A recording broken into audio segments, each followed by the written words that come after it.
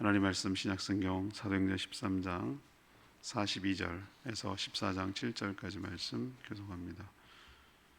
신약성경 210쪽입니다. 사도행전 13장 42절에서 14장 7절까지 말씀 교독하겠습니다. 오늘은 5월 23일 월요일 아침입니다. 5월 23일자 본문 사도행전 13장 42절에서 14장 7절까지 말씀 교독합니다.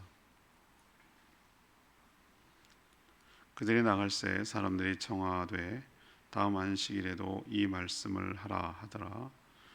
회당의 모임이 끝난 후에 유대인과 유대인에게 교한 경건한 사람들이 많이 바울과 바나바를 따르니 두 사도가 더불어 말하고 항상 하나님의 은혜 가운데 있으라 권하니라.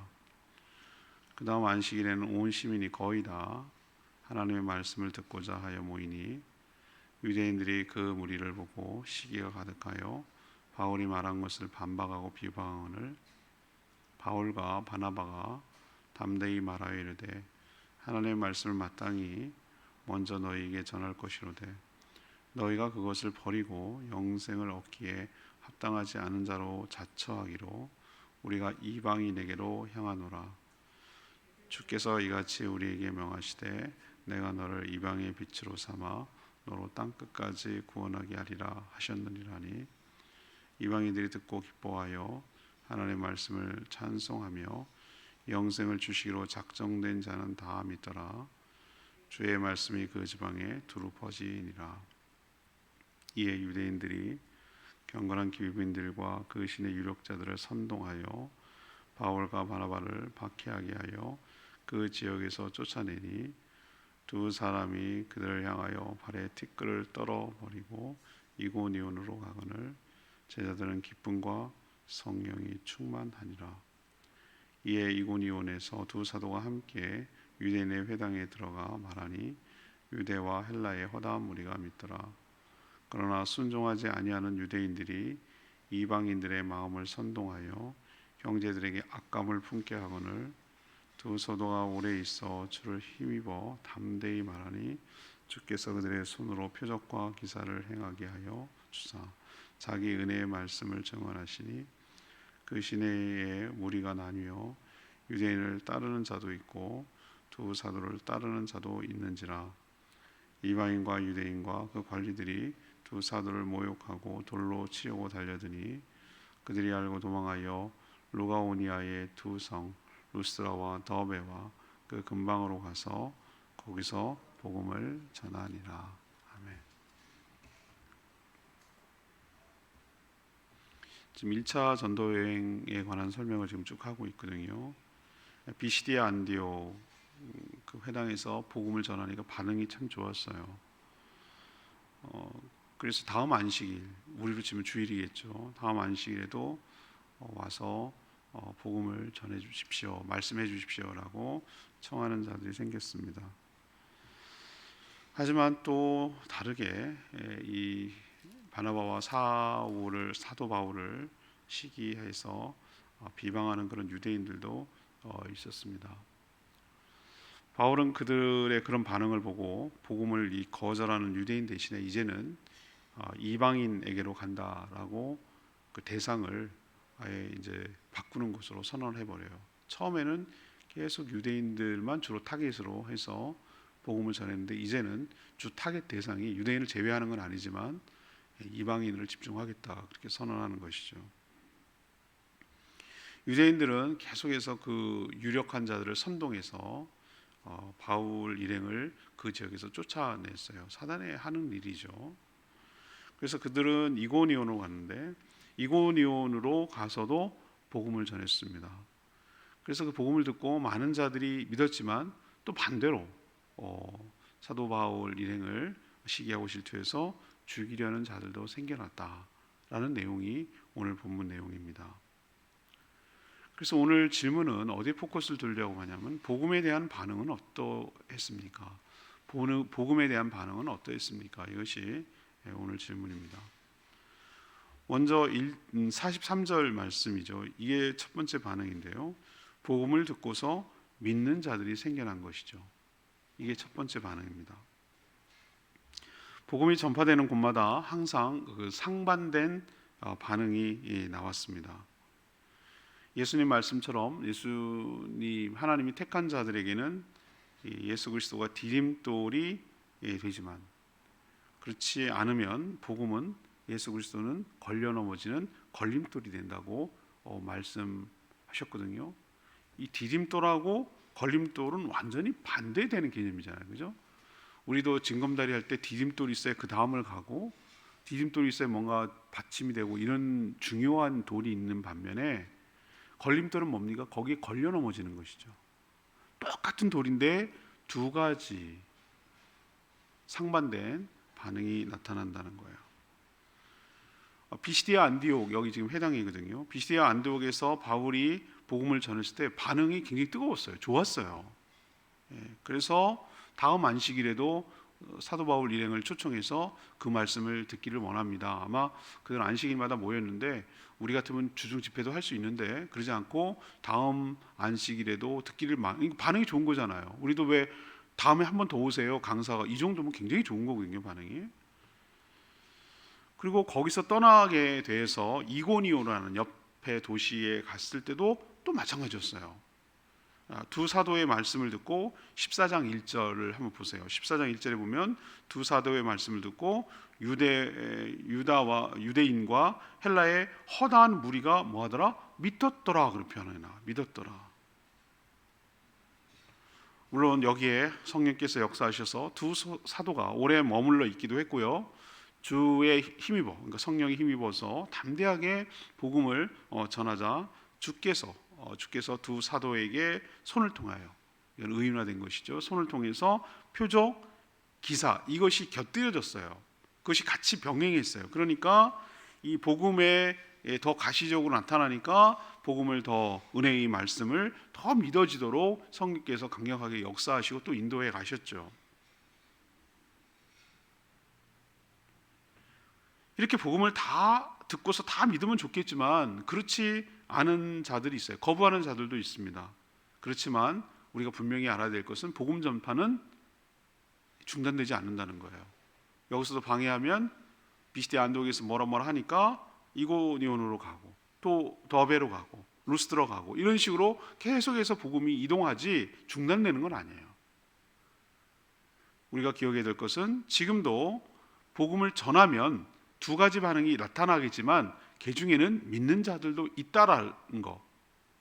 그러니까 실망하지 말고 그러니까 다 믿으면 얼마나 그게 최상이지만, 항상 비방하고, 좀 이따 얘기하겠지만 거부하고 대들고 거역하고 막 이렇게 하는 자도 있어요. 그런데 우리는 그거 보지 말고 또 그 중에는 믿고 따르는 자들도 있기 때문에 그거 바라보고 복음을 끊임없이 계속 전해야 될 것이고, 또 이 사도 바울 일행이 가서 복음을 전해야 복음 믿는 사람이 생기는 거잖아요. 하나님이 직접 할 것 같은데 이게 하나님의 방식이라는 것이, 이 사람을 통해서 말씀을 전하고 거기에 또 표적과 기사가 따르게 하고, 이렇게 해서 복음이 효과가 나타나도록 하는 방식을 고수하셨어요, 하나님께서.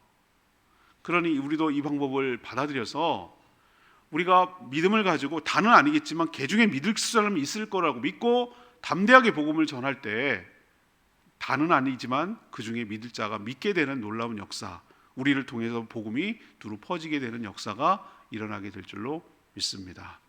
이것이 첫 번째 반응이고요. 두 번째는 46절이죠.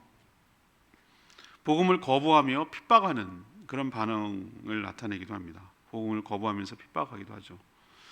복음이 전해지는 곳마다 듣고 믿어서 은혜를 입는 자들이 생겨나지만 꼭 어떤 자들도 있다고요? 거절하고 반발하는 자들도 있어요. 이걸 예측하고 예상해야 된다는 거예요. 비시디아 안디옥에서 온 시민이, 그러니까 반응이 좋아가지고 그 다음 안식일 때는 온 시민이 다 들으려고 모일 정도라고 그랬어요. 그러니까 이건 굉장한 폭발적인 반응 아니겠어요? 그래서 모이려고 하자 항상 보면 뭐 하는 자들이 있습니까? 이걸 보고 시기, 질투가 생겨 가득해서 이 바울의 말을 반박하고 비방하는 유대인들이 생겨나기 시작했어요. 그래서 그들은 어떻게 했냐면, 귀부인들, 아마 옛날이나 전에나 여전히 남성 중심의 사회라고 하지만 여성들이 뒤에서 다 역할을 하거든요. 보세요. 여기도 누구를 선동했냐면은 유대인들이 귀부인들과 유력자들, 그러니까 유지들이죠. 거기 영향력을 행사할 수 있는 그 사람들을 뭐 하는 거? 선동하는 거, 선동. 사단이 하는 방법은 이래요. 항상 이래요. 사단도 충동질하고 예수님을 십자가에 못 박으라고 했을 때 그 대제사장들과 그 사두개인들 이 사람들이 했습니까? 그들은 사주했어요. 사주. 어리석은 백성들이 거기 농락당하고 군중 심리에 의해서 죽여라 죽여라 이렇게 나온 거예요. 이게 어리석은 인간이에요. 사단은 그걸 또 잘 이용하고 군중 심리라는 거. 제가 최근은 아니고 한 몇 주 전에 읽은 군중 심리라는 책이 있어요. 그걸 쭉 읽어보면 얼마나 인간이 어리석은지 알 수 있어요. 휩쓸리고 물들고 그냥 분별을 못해요. 그냥 휩싸이는 거예요. 휩싸이는 거. 그냥 하고 가는 거예요. 그냥. 그래서 악에 이용당하는 거예요. 그런 경우가 얼마나 많은지 몰라요. 여기도 비슷해요. 사단이 하는 일은 그래요. 하나의 코어, 핵심 반발층을 갖다가 만들어 놓고 그 사람들이 계속 비방하고 시기하고 부정적인 말을 하고 계속 퍼뜨리는 거예요. 그리고 흔드는 거예요. 귀부인들 흔들고 유력자들 흔들고. 그래서 결국 뭐하게 하는 것이 목적이죠? 사도 바울 일행을 내쫓게 하는 거. 사단이 복음만 안 전해지면 되니까. 그래서 믿는 자들이 안 생기게 하면 되는 거니까. 그건 자기는 성공하는 거니까. 수단과 방법을 가리지 않고 이런 식으로 해서 복음을 방해하는 것이죠. 이게 어디나 있었어요. 여기만 1차 전도회만 그런 게 아니라 2차, 3차 다 그랬어요. 항상 그랬어요. 여기 비시디아 안디옥만 그런 게 아니고 이고니온이라는 도시를 옮겨갔거든요. 이들이 내쫓아가지고. 근데 거기 보세요. 복음에 순종하지 않은 유대인들이 또 여기도 이방인들을 선동했다고 그랬어요. 선동해서 두 사도에게 악감을 품게 만들었어요. 이 도시도, 이고니라는 도시도. 그래서 그 지역 유대인과 이방인 관리들까지 합세해서 두 사도를 모욕할 뿐만 아니라 이번엔 죽이려고 뭐 했습니까? 죽여버리려고 돌로 치려고 달려들 정도였어요. 그래서 두 사도는 급하게 그 지역을 떠나 이 이고니온 지역을 떠나 루스드라와 더베, 그러니까 다른 데로 급히 또 옮겨가게 된 것이죠. 그 인근 지방을 옮겨간 것이죠. 여기서 깨닫는 건 우리에게 도전 주는 건 뭡니까? 다 전한다고 다 믿는 건 아니다. 이런 식의 핍박과 환난과 어려움과 도전과 반항이 있다. 복음을 훼손하고 자기가 변화되는 것을 거부하려고 하는 자들, 자기 기득권이 빼앗길까 봐, 자기가 누리던 모든 것들을 놓칠까 봐 대드는 자들, 이런 유대인 같은 사단의 악령의 악한 영에 씌여가지고 여전히 하던 대로 살아가려고 하는 그 자들이 계속해서 자기만 그런 게 아니라 충동질을 해서 방해하고 교회를 세우고 복음을 전하고 생명을 살리는데 방해하려는 세력들이 항상 있다. 그걸 염두에 두고 각오해라. 그리고 역시 여기에 또 하나 느끼는 것은 그렇구나. 하나님은 어차피 자기 노력으로 공로로 구원받지 못함을 아시고 보낸 아들을 영접하는 자, 곧 믿는 자들을 구원하시기를 기뻐하시는구나. 은혜구나. 구원은 내 힘이 아니구나. 이게 믿어진다고 믿어지는 게 아니구나. 믿어지도록 은혜를 베푸시는 거구나 라는 것을 여기 또 한 번 느끼게 되는 것이죠. 그러니까 우리도 낙담하고 좌절하지 말고 믿을 자가 있음을 기억하고 또 거부하고 그러면은 또 딴 데로 가고 또 거부하고 그러면은 딴 데로 가고. 그 유명한 예화 있지 않습니까? 요즘은 그거 하면 지하철에서 굉장히 뭐라 한다 하더라고요. 감시하고. 잡상인들 막 열심히 하고 뭐 팔고 짜가지고 선전하고 뭐 얼마에 모시고 뭐 이렇게 뭐 쭉 한 다음에 하나도 안 팔린 거예요. 그 칸이. 그럼 어떻게 할 것 같아? 실망하죠. 근데 그 한 멘트가 중요했죠. 저는 다음 칸에 갑니다. 이 멘탈 갑이야. 그러니 그런 매판을 하겠죠. 근데 우리는 너무 유리 멘탈이야. 막 좌절하고 상처 입고 그러면은 위축돼가지고 이제 복음을 못 전하고 뭐 주저주저하고 알아서 믿겠지 뭐 이렇고 주저하는 것이죠. 멘탈이 좀 강해져야 되는 거. 좀 세상적인 표현으로. 그래서 안 믿으면 네번 손해지 뭐 라고 생각하고 분명히 방해도 하고 그럴 거예요. 그럼 말하라 라고 하지만 그렇다고 위축되고 소극적이고 안전할 이유는 없는 거예요. 또 다른 사람이 있으니까, 또 준비된 사람이 있을 거니까 또 전하면 되는 것이죠. 어차피 구원은 은혜로 믿음으로 받는 거니까 우리도 이렇게 계속해서 위축되지 말고 담대하게 복음을 전하며 나아가는 저희 모두가 되기를 원합니다. 자, 마지막 세 번째는 46절입니다. 유대인들이 거역하니까 이방인대로 간 것이요. 이게 1차 전도여행의 가장 큰 특징 중에 하나예요. 여기서 턴오버가 돼요. 여기서 노선이 바뀐다고. 노선이 이런 반응 때문에 이 복음은 항상 유대인들만 독점하는 게 아니에요. 이게 초창기부터 벌써 나왔잖아요, 그죠? 우리가 지난번에 설교했습니다만, 그 스테반 순교로 인해서 막 전체 다 흩어져 버린 사람들이 어떻게 했어요? 처음에는 유대인들만 전했어요. 근데 몇 명 그 디아스포라, 그러니까 헬라 지역에서 태어난 유대인들이 어디를 가냐면은 사마리아도 그렇고 저기 안디옥도 그렇고, 여기 안디옥이라고 말하는 건 비스티아 안디옥이 아니고 시리아 안디옥, 안디옥 교회라고 말할 때 파송 교회, 거기 있는 데를 전하니까 웬일 이 사람도 믿는단 말이에요. 그래서 베드로 사도가 이게 파송된 거 아니에요? 바나바가 진짜네라고 확인했던 거 아니겠어요? 그때도 벌써 조짐이 있었어요. 복음이 차별했구나. 그리고 고넬료 사건을 위해서 결정타를 치잖아요. 베드로가 속되다 하지 말라, 그 환상을 통해서 고넬료 백부장을 만나가지고 어머, 웬 이 사람도 똑같은 성령을 받는다. 여기서 벌써 판가름이 났는데, 여전히 이들이 전략적으로 1차 전도여행 갔을 때 주로 구약을 알고 있는 유대인들을 타겟으로 회당에서 복음을 전파했어요. 왜? 전략적으로 이미 좀 어느 정도 알고 있어야 예수를 소개하게 하는데, 완전히 모르는 사람은, 이단들도 어디만 초인종을 누르냐면 교회 붙은데, 이단들은 딱 좋아요. 왜? 뭔가 어설프게 하는 거. 하나님의 교회 사람들은 꼭 그런 데만 초인종 눌러요. 여호와 증인도 거기만 눌러요. 신천지도 거기만 눌러요. 왜? 어설프게 아는 미끼가 있거든. 아예 생짜로 모르면 다 또 설명을 해야 되거든. 그래서 전략적으로 했던 것인데, 여기서 수정이 돼요. 여기서 이 말하는 이 1차 전도여행에서 사도 바울이 반응을 보는 거예요. 그래서 처음에는 유대 회당으로 중심으로 복음을 전하는 효과도 있었어요. 근데 가장 극렬하게 반대하는 자 역시 누구였습니까? 유대인들이에요. 이게 넘어가기가 어려워요. 극과 극이에요. 정말로 잘 알아가지고, 복음이 들어가게 구약을 좀 알아가지고 예수 그리스도를 설명할 때 훨씬 더 잘 흡수하고 받아들이는 사람이 있는가 하면, 오히려 그것이 걸림돌이 있는, 어떻게 나무에 달린 자가 메시아가 될 수 있느냐, 이게 유대인들의 고정관념이. 그 거꾸로 생각하면 그렇게 달려야 우리 죄가 죽을 만큼 무서운 저주를 받은 게 맞다라는 것을 거꾸로 생각해야 되는데, 오히려 예수 그리스도가 나무에 달린 게 메시아라는 증거 아니겠어요? 이들은 고정관념이 뭐냐면, 나무에 달린 자만, 결과 상관없이, 어떤 과정과 상관없이 나무에 달려서 죽은 자는 하나님의 저주를 받은 자, 율법에 그렇게 나와 있어요. 그래서 그런 메시아가 될 수 없다. 아니지. 거꾸로 생각하면 그러니까 메시아지. 우리의 죄값을, 우리의 저주를 대신받기 위해서 죽은 메시아라고 생각해야 되는데, 그들은, 그런 자는 늘 승리하는 메시아, 늘 핍박 가운데 있었거든요. 그들이 몇천 년 동안 눌려 지냈거든요. 그러니까 핍박받는 메시아보다는 승리하는 메시아를 원하는 거야. 승리하는 메시아는 재림 때, 두 번째 오실 때 하는 건데, 그걸 싫은 거예요, 자기들은. 그러니까 거부하는 거예요. 이게 극과 극으로 갈린다고 그랬잖아요. 그래서 이 모습은 꼭 사도 바울이 주님을 만나기 전에 교회를 핍박하던 바로 그 모습이었어요. 왜 그러냐면 주님을 인격적으로 만나지 못했기 때문에 그래요. 그래서 오늘 46절이 굉장히 중요한 기점인데요. 두 사도는 유대인들이 복음을 버리고 영생 얻기에 합당하지 않는 자로 자처했다고 그래요. 자처. 스스로 그렇게 자기들을, 복음을 기회를 줬어요. 기회를 줬는데 스스로 거부해서 자처했다. 그 얘기는 복음을 스스로 박찼다는 거예요. 자기 밖으로 지가 찼다 얘기예요. 그래서 이제부터는 어디로 간다? 이방인에게로 간다. 하지만 이것조차도 이사야 선지자를 통해서 예언된 말씀이 이루어진 것이다.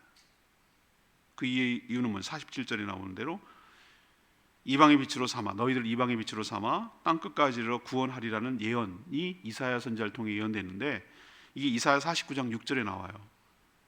우리 딸하고 또 우리 교회도 몇 번 왔던 이방의 빛 청년들을 훈련시키는 데가 본문이 어디에 근거는 여기에 근거예요. 이방의 빛이라는 훈련 프로그램을 하거든요. 그게 여기서 따온 거예요. 이들을 훈련시켜서 이방의 여러 빛으로 하나님의 종으로 삼게 하려고 젊은이들, 청년들을 훈련시키는 프로그램입니다. 보세요. 이게 갑작스러운 일인가? 아니에요. 하나님이 벌써 그 600년, 예수님 오시기 거의 600년 전에 이사야 선지자를 통해서 하나님의 플랜을 벌써 갖고 있었던 거예요. 이방인에게도 뭐 하는 거예요? 빛을 전하고 복음을 전하겠다. 이게 하나님의 생각이었어요. 거절하는 유대인들을 포기하는 건 아니에요. 이들도 나중에 보면은 로마서 끝장 그 뒷부분에 보면은 이들도 하나님 포기하지 않고 구원시키려고 해요. 그러나 노선을 바꾼 거예요. 처음에는 유대인들 하려고 했죠. 거부하니까 이방인으로 가는 거예요. 이방인들이 막 복음을 읽고 하나님 은혜를 받으니까 이제 유대인들이 시기하고 질투하는 거예요. 어머, 이걸 우리 하나님이었는데? 이래서 유대인들도 돌아오게 하겠다라는 것이 하나님의 전략 수정이에요. 아니, 원래 전략이었지만 수정한 건 아니지만 하나님의 생각으로 이렇게 된 거죠. 그래서 유대인들을 이 거절함으로 이방인들의 구원에 집중하다가 다시 유대인들을 믿게 하려는 하나님의 전략이 이제 섰는데, 여기가 바로 요 지점이, 요 1차 전도의 요 지점이 바로 유대인을 중심으로 타겟으로 한 것에서 이방인의 타겟으로 바꾸게 되는 장면, 요 장면이에요. 요 이고니온과 요 지점이에요. 오늘 레바의 말씀은 13장 52절 제자들은 기쁨과 성령이 충만하니라. 사람은요, 누구나 자신을 거절하고 배척하면 불쾌하고 분노하기 마련이죠. 누가 좋은 사람이 있겠어요? 자기를 내쫓고 죽이고 배척하고 뭐 이러는데 누가 좋은 사람이 있겠어요? 오늘 막 걸어오는데 이제 선거 시기간이 된 거죠. 측은해. 아이고, 애쓴다. 저 알바생들 돈 받고 저 영혼이 없어. 영혼리스, 솔리스. 영혼이 없어. 그냥 돈 받고 하는 거야, 알바생들. 뭐 하고 그러더라고. 근데 제가 어떻게 반응했습니까? 아침마다 진짜 일찍 일어나가지고 애쓴다. 왜냐면 일찍 일어나서 돌아다니는 건 그 지역 주민이잖아요. 낮에 돌아다니는 건 딴 동네 사람이잖아요. 그러면 이 사람이 유권자인지 아닌지 몰라요. 일찍 일어나서 나오는 인간은 다 거기 사는 인간이잖아요. 그러니까 내가 나오니까 와, 진짜 부지런하다고 그랬어요. 7시인데. 그래서 근데 제가 어떻게 반응했습니까? 받아주자. 마음에 안 들어도 성의를 봐서 돌리고 그러더라고요. 버렸어요. 나중에 버렸지만 그 앞에서 그냥, 왜?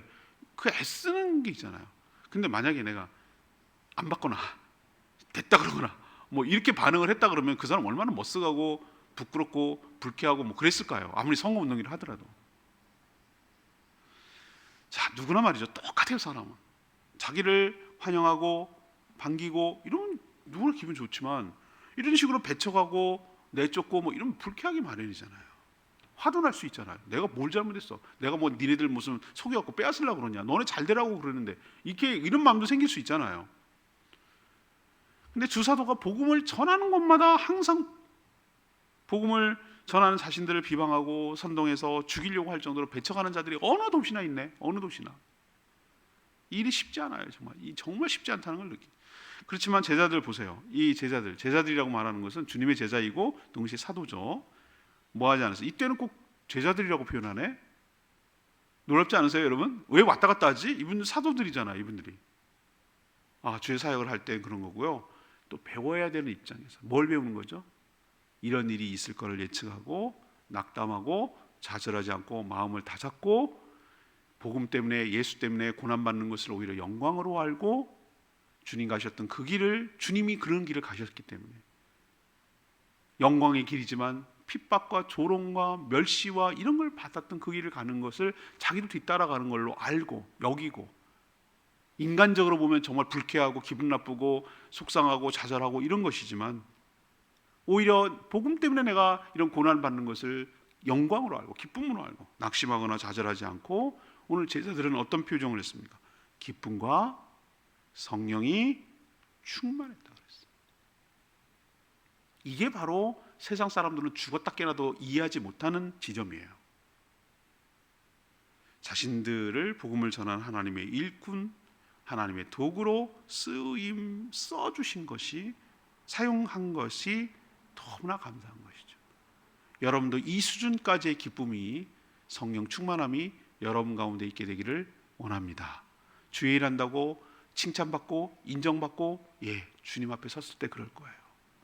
그러나 당장은 이 땅에 살아가는 동안에 오해도 받고 배척도 받고 멸시도 받고 조롱도 받고 비방도 당하고, 예수 믿고 예수님 전한다는 이유로 그러면 내가 뭐 괜히 이런 거 가지고 뭐 이러려고 그랬나 이런 생각하지 마시고 오늘 두 사도 제자들처럼 오히려 복음 전하는 것 때문에 이런 어려움이 있음을 감사하게 여기고 기쁨과 성령이 충만하며 담대하게 또 다른 칸으로 가서 또 다른 사람에게 복음을 전하는 저희 모두가 됐으면 좋겠습니다.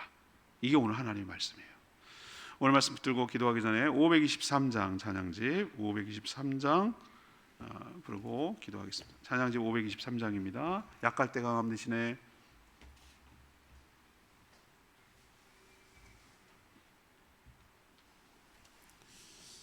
예, 찬양집 523장 우리 같이 부르겠습니다.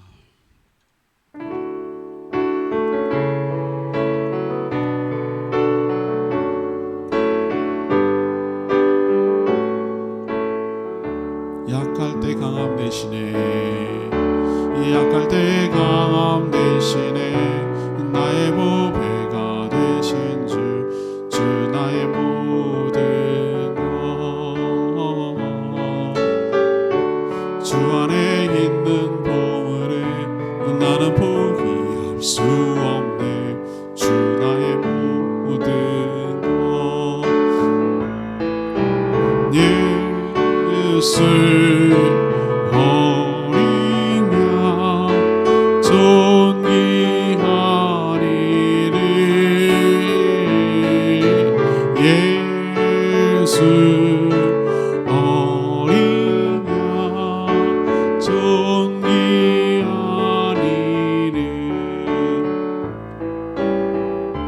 십자가 제사하셨네.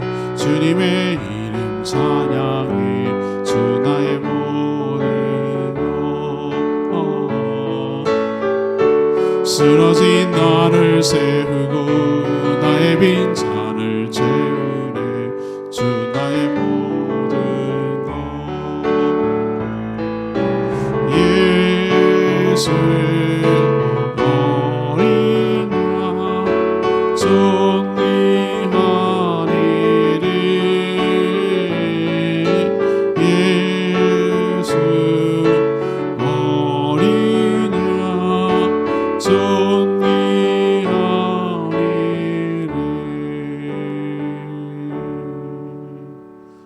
오늘 말씀 듣고 여러분 어떤 도전이 드세요? 복음은 항상 디딤돌과 걸림돌 두 가지 상반된 반응이 일어나요. 그걸 알고 있어야 돼요, 여러분들이. 왜 이래? 다 믿으면 좋은 거잖아.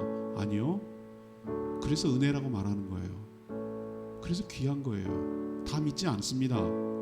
하나님이 택한 자들, 준비된 자들이 믿게 되어 있어요.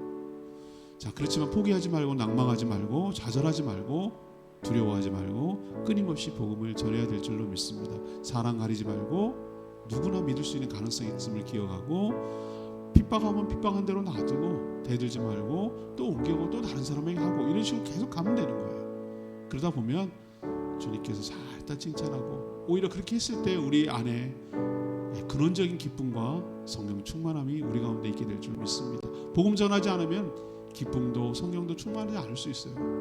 오히려 이렇게 할 때 우리가 성령 충만한 비결이 여기 나오는 거예요. 주를 위해서 헌신할 때, 주를 위해서 복음을 전할 때 우리 안에 기쁨과 성령이 충만하게 될 줄 믿습니다. 그렇게 살게 해달라고 주여 외치며 기도하겠습니다. 주여 하나님, 약할 때 강함 되시네. 나의 보배가 되신 주 나의 모든 것. 주 안에 있는 보물을 나는 포기할 수 없네. 주 나의 모든 것. 예수 어리냐 존귀하니를.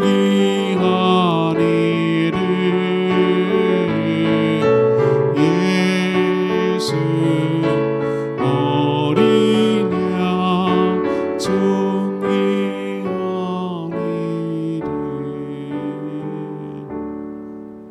하나님, 지금도 똑같이 복음을 듣고도 믿는 자도 있지만 또 거절하고 반항하고 대들고 비방하는 자도 있습니다.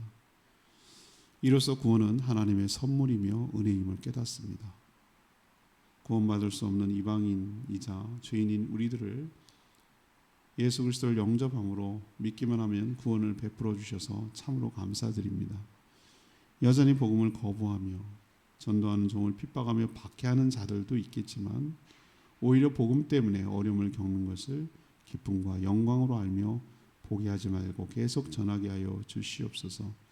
기회가 항상 있는 것은 아니며 계속 거절할 경우 다른 데로 넘어갈 수 있음을 깨닫고 은혜를 소중히 여기며 살아가게 하여 주시고 두 사도들처럼 주의 복음을 전함으로 기쁨도 넘쳐나고 성령도 충만한 복된 삶 살게 하여 주시옵소서. 오늘도 간구하는 모든 기도 주님 응답하시고 이 한 주간도 주님과 동행하며 주님의 뜻을 이 땅에 이루는 데 쓰임받는 복된 인생 살게 하여 주시옵소서. 주님께 모든 것 맡기옵고 예수 그리스도의 이름으로 축복하며 기도합니다. 아멘. 오늘 하루도 이 한 주간도 주님의 은혜 가운데 살아가게 되기를 축복합니다. 충분히 기도하고 하루 시작하겠습니다.